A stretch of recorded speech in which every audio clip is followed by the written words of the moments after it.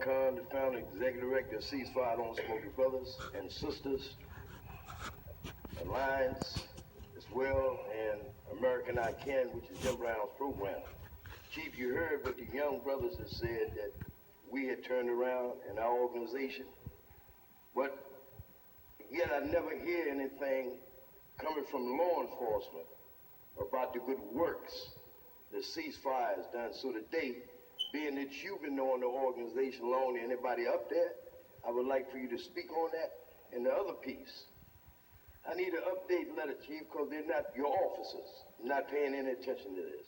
Not only that, I would like to get cards for our men that respond to these violent situations, that they don't be harassed by the officers, that is respectful, that they let us do our job and what we do, and that we don't get all these bogus tickets.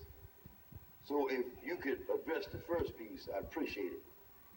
No, not you, Chief. Chief Monroe, because he's been dealing with Ceasefire for about 5 or 6 years now. Thanks, Al-Malik. But just a matter of protocol, when my boss wants to answer, my boss answers. As far as when I first came to 40 as a commander, I met you and met a lot of the guys you all were working with. And yeah, and it did create some heartburn in the community, but I have a sincere belief that you all had a positive impact.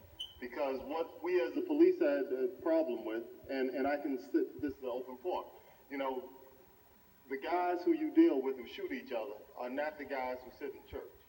So necessarily, a lot of these guys find themselves in those situations that are going to put them at odds with police.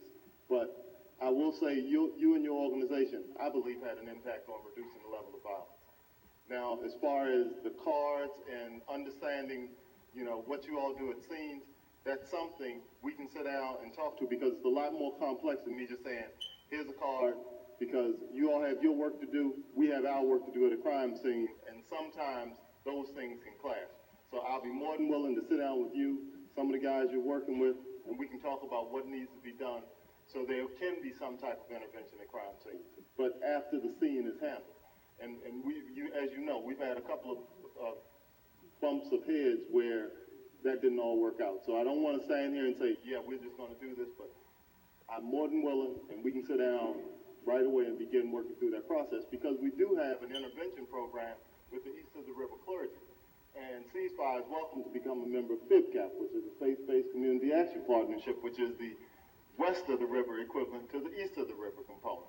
You're late, sir. We're part of that. Okay, I'll look on our membership list. But thank you. We can talk about that. And let me just say one more thing here, because what was said is very, very true. In order to reach the people who are causing the violence, you have to go beyond just traditional means. And a good example of that is last summer when we had the shootings in the 3rd and 4th district with our Latino gangs. It was Ceasefire Don't Smoke the Brothers working along with Louis Cardona that actually went to the jail and spent long hours in the jail talking to many of the influential people there that helped to stop some of the violence there. So, I mean, nothing is perfect, nothing's 100%, but you got to be willing to try any means that you can in order to try to reach these folks and get it to settle down. Now, those kinds of things don't mean that we never have another problem up there. This stuff goes from a slow simmer to a boil. I mean, it never really ends, but you can keep it at a level where you can start to stop some of the violence, or at least anticipate when you've got a beef that's there that is enough to really spark the kind of violence that we've seen in many of our communities, because you've got people who have the trust of some folks that'll let them know what's going on. So there are a lot of groups in this city that have been very, very helpful in helping us identify and stop some of the problems that we've had.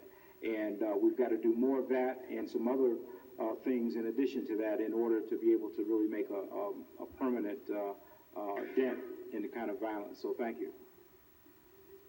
Well, thank you and Chief Monroe for speaking on Ceasefire. Now, I asked Councilmember Cindy if I could